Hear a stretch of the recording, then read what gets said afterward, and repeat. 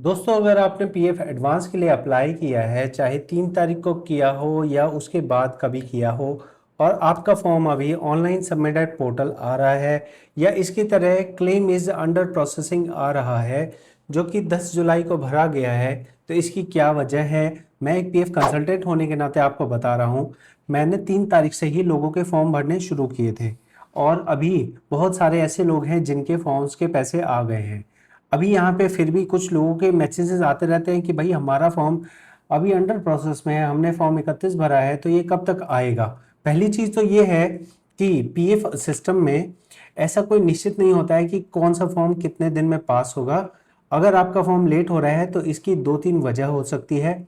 वजह अगर आपको नहीं जाननी तो सिंपल सा ये समझ लो, 20 दिन का टाइम होता है, 20 दिन तक इंतज़ार करो, आपका फॉर्म नंबर 31 का पैसा आ जाना चाहिए।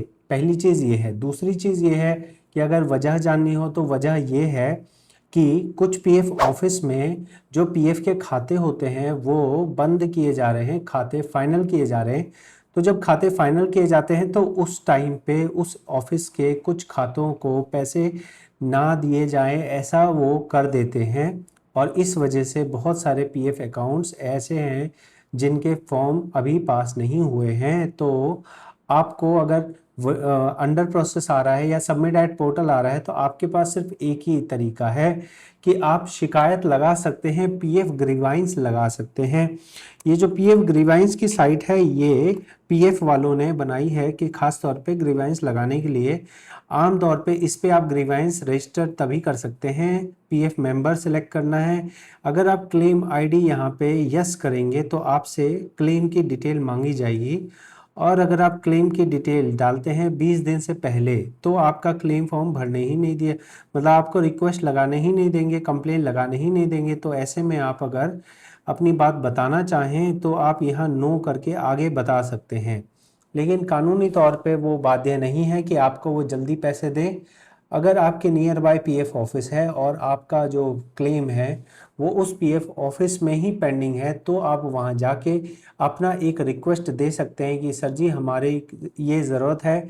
अगर वहां पे अकाउंट फाइनल नहीं होने वाली बात होगी, अगर और कोई बात होगी कि डिले हो गया, इग्नोर हो गया, इग्नोर नहीं हो सकता है, डिले हो सकता है क्योंकि अकाउंट फाइनलाइज हो सकता है, इस वजह से डिले हो सकता है।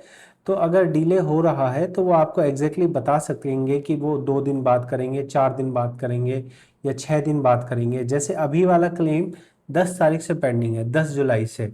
10 जुलाई से 12 जुलाई हो गई। कुछ लोग अभी भी मैसेज करते हैं कि सर हमारा तो 3 जुलाई वाला पेंडिंग है।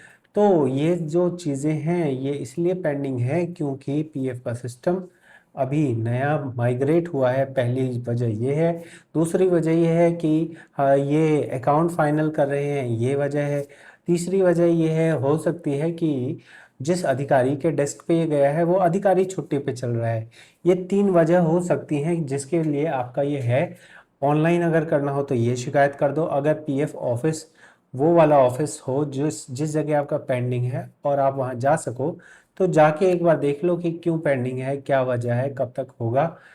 लेकिन इसके लिए आप मुझे अगर पूछेंगे कि मेरा फॉर्म कब तक पास होगा, तो ये मैं नहीं बता सकता हूँ, क्योंकि ये मुझे कैसे पता होगा कि आपका कौन सी जगह है, कहाँ पे, कौन से ऑफिस में है, किस अधिकारी के पास है, क्या उसके बुक्स फाइनल हो रहे हैं। ये सब चीज़ें नहीं पता होती ना। बस एक नंबर दिखता है आप लोगों को तो आप सोचते हो कि चलो फ्री का नंबर है, मिला लेते हैं, क्या जा रहा है। तो आपको तरीके से जानकारी बता दी है, जो जानकारी पॉसिबल है वो बता दी है। अगर इस जानकारी से आप समझ पाए हो तो अच्छी बात है, नहीं समझ पाए हैं तो आप ईपीएफओ की हेल्पलाइन नंबर 701447, मैं एक बार चेक कर लेता हूँ 144 है या 444 है, एक बार देख लेता हूँ। आप इस नंबर पे अपना जो है कॉल करके पता कर सकते हैं।